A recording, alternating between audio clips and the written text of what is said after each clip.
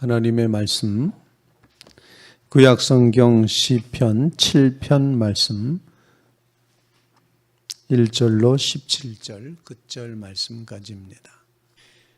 여호와 내 하나님이여, 내가 주께 피하오니 나를 쫓아오는 모든 자들에게서 나를 구원하여 내소서. 건져낼 자가 없으면 그들이 사자같이 나를 찢고 뜯을까 하나이다. 여호와 내 하나님이여, 내가 이런 일을 행하였거나 내 손에 죄악이 있거나 파친한 자를 악으로 갚았거나 내 대적에게서 까닭없이 빼앗았거든. 원수가 나의 영혼을 쫓아잡아 내 생명을 땅에 짓밟게 하고 그 영광을 먼지 속에 살게 하소서. 여호와여, 진노로 일어나사 내 대적들의 노를 막으시며 나를 위하여 깨소서. 주께서 심판을 명령하셨나이다. 민족들의 모임이 주를 두르게 하시고 그의 높은 자리에 돌아오소서. 여호와께서 만민에게 심판을 행하시오니 여호와여, 나의 의와 나의 성실함을 따라 나를 심판하소서. 악인의 악을 끊고 의인을 세우소서. 의로우신 하나님이 사람의 마음과 양심을 감찰하시나이다. 나의 방패는 마음이 정직한 자를 구원하시는 하나님께 있도다. 하나님은 의로우신 재판장이시며 매일 분노하시는 하나님이시로다. 사람이 회개하지 아니하면 그가 그의 칼을 가시며 그의 활을 이미 당기어 예비하셨는도다. 죽일 도구를 또한 예비하시며 그가 만든 화살은 불화살들이로다. 악인이 죄악을 낳으며 재앙을 베어 거짓을 낳았도다. 그가 웅덩이를 파만들며 제가 만든 함정에 빠졌도다. 그의 재앙은 자기 머리로 돌아가고 그의 포악은 자기 정수리에 다 내리리로다. 같이 내가 여호와께 그의 의를 따라 감사하며 지존하신 여호와의 이름을 찬양하리로다. 아멘. 살아계신 하나님의 말씀입니다. 시편 7편 말씀은 어떤 사연이 있는 시편이다, 이렇게 볼 수가 있습니다. 제목에 써 있습니다. 다윗의 시가연, 이렇게 되어 있는데, 시가연이라는 말은 의미를 정확하게 이해할 수는 없지만 찬양, 노래 또는 주제가 여럿으로 되어 있는 이제 노래, 주제가 여럿인 노래, 뭐 이렇게 표현할 수 있는데, 시가연이라는 단어가 성경에는 딱 두 번만 기록이 되는데, 말라기 3장 1절이 하박국 선지자가 하박국 3장 1절에 이 노래는 시가연에 마친 노래다, 이렇게 표현을 함으로써 음악적인 용어라, 이렇게 생각을 합니다. 사연이 있는 시편이라고 말한 건 그 다음에 시편의 주제에 보면은 베냐민인 구시의 말에 따라 여호와께 드린 노래, 이렇게 되어 있습니다. 베냐민 지파 사람 구시, 그는 베냐민 지파 사울 왕의 친족이었던 것 같습니다. 그런데 그가 사울 왕에게 고소를 한 거죠. 다윗이 당신을 해치려고 하고 다윗이 당신을 이제 모함하거나 또는 전복시키려고 합니다. 이런 식으로 고발을 한 셈이 되었습니다.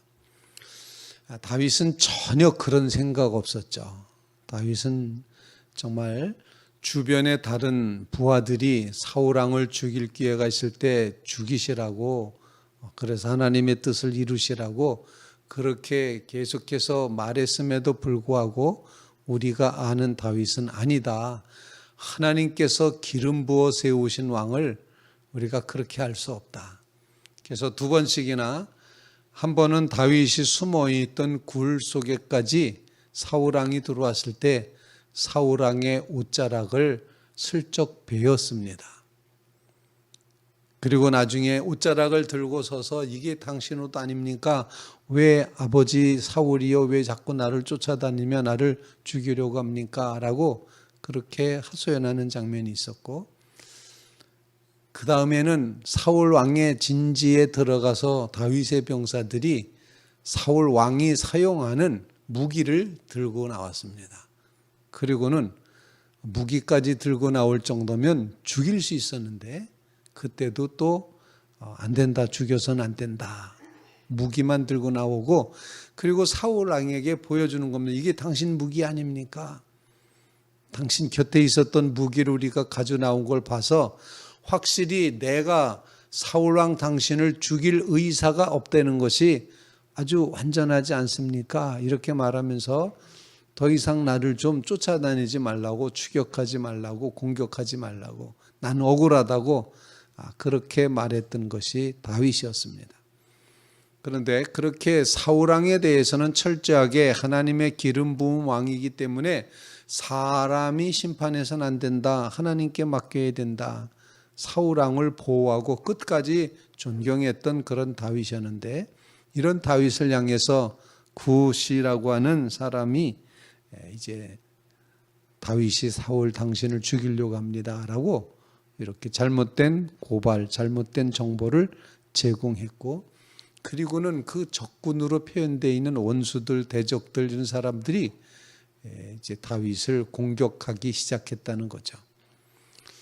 정말 억울합니다. 그래서 그가 이 억울함 속에서 하지도 않은 일을 했다고 하면서 이렇게 억울하게 몰아가고 있는 이런 장면에서 다윗이 할 수 있었던 것, 그것은 바로 의로우신 재판장을 찾는 일이었습니다. 그래서 하나님의 의를 의지하고 하나님의 올바름, 하나님의 정의, 하나님의 심판, 하나님의 재판을, 하나님의 법정을 기대하면서 하나님 앞에 호소하고 있다. 그러면 이 시편의 배경이 이해가 되시리라 생각합니다. 우리는 때때로 하지도 않은 일 때문에 또 마음 먹지도 않았는데 마음 먹은 사람이 돼버리고, 또 우리는 때때로 억울한 일을 당할 때가 있다. 그리고 모함을 당할 때도 있습니다. 이렇게도 빠져나갈 수가 없고 저렇게도 빠져나갈 수 없는 올가미에 씌워지는 것 같은 그런 경험을 할 수도 있게 된다. 바로 그것이 인간사의 모습인데, 바로 그와 같은 일이 있었을 때 다윗은 누구를 향하느냐? 자신의 분노를 향하지 않았습니다. 자신의 복수할 수 있는 칼을 갈지도 않았습니다. 그는 의의 재판장이신 하나님을 향했습니다. 그래서 고백하는 것은 하나님은 의로운 재판장이시다, 이렇게 고백을 합니다. 1절 말씀에도 나는 하나님 여호와 내 하나님이여 내가 주께 피하오니 나를 쫓아오는 모든 자들에게서 나를 구원하여 내소서 고백했고, 11절 말씀에도 하나님은 의로우신 재판장이시며 매일 분노하시는 하나님이시로다. 하나님은 의로우신 재판장이십니다 라고 그렇게 고백을 합니다. 하나님의 의를 믿는 믿음의 성도들 꼭 되시기를 간절히 바랍니다. 하나님은 굽어짐이 없습니다. 하나님은 정말 옳으신 분이고 하나님은 의로우신 분이다. 하나님은 구김이 없다. 이 사실을 믿고 고백하며 하나님의 심판은 반드시 이루어지고 하나님의 의는 반드시 세워진다. 아무리 억울해도 결국에는 하나님의 의가 세워진다. 흔히 하는 말로 사필규정이라는 그런 말을 합니다. 일의 결국이 바른 곳으로 돌아간다. 나중에 보면은 다 삐뚤어진 것 같아도 나중에는 다 옳은 일은 옳게 돌아가게 돼 있다. 악한 것은 반드시 심판받게 돼 있다. 이런 사실을 우리가 꼭 기억해야 됩니다. 의의 재판장이신 하나님께서 의로운 그런 하나님의 속성으로 우리를 재판하실 수 있으므로 우리의 억울함이, 우리의 이 모든 이제 정말 원한같이 생각할 만큼 아주 답답하고 이 컬컬한 마음, 도무지 이해가 안 되는 이런 마음조차도 의의 하나님께서 결국에는 판단해 주시리라, 바른 길로 인도하시리라, 이 믿음을 간직하며 의로운 재판장이신 하나님을 믿고 고백하는 믿음의 성도들 꼭 되시기를 주님의 이름으로 부탁을 드립니다. 다윗은 이 원수에게서 구원해달라, 대적에게서 구원해달라 이렇게 기도를 했고, 그 다음에 고백하기를 의로우신 하나님 앞에 이렇게 말합니다. 하나님, 심판해 주십시오. 이렇게 말합니다. 오늘 본문에 심판이라는 단어를 여러 번 사용하고 있는데 이제 6절 말씀에 여호와여 진노로 일어나사 내 대적들의 노를 막으시며 나를 위하여 깨소서 주께서 심판을 명령하셨나이다. 그렇게 표현을 하면서 민족들의 모임이 주를 두르게 하시고 그 위 높은 자리 즉 심판하시는 재판석으로 제발 좀 돌아와 주십시오 고백하며 8절에 여호와께서 만민에게 심판을 행하시오니 여호와여 나의 의와 나의 성실함을 따라 나를 심판하소서. 그리고 악인의 악을 끊고 의인을 세우소서. 의로우신 하나님은 사람의 마음과 양심을 감찰하시나이다. 이렇게 고백을 합니다. 하나님 심판해 주십시오.